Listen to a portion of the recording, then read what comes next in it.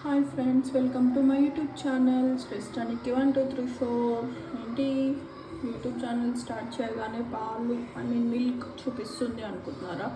నేను ఈరోజు మీకు 3 కిచెన్ టిప్స్ చెప్పబోతున్నాను. First one, milk. మనకి నార్మల్గానే మనం బయటికి వచ్చాకో లేకపోతే మర్చిపోయో పాలు విరిగిపోతాయి కదా, పగిలిపోతాయి కదా. సో అవి మళ్ళీ పాలలాగా మారాలంటే నేను కొన్ని టిప్స్ చెప్తాను.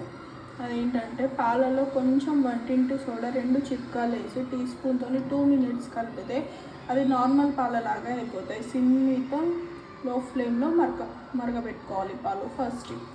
సెకండ్ టిప్ ఏంటంటే, మనము టైల్స్ తుడుస్తున్నప్పుడు నార్మల్గా చిరాకు అనిపిస్తుంది కదా, ఎంత తుడుస్తున్నా అతుక్కోవడం కానీ అవుతాయి కదా.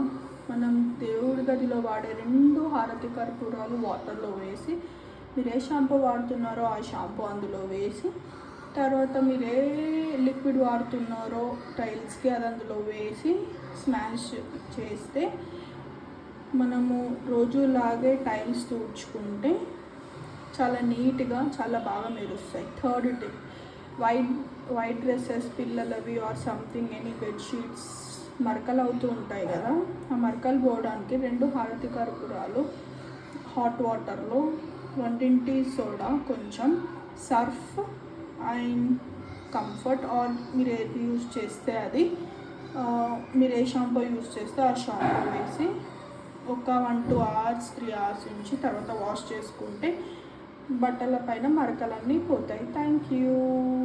Like and share and subscribe. Bye bye.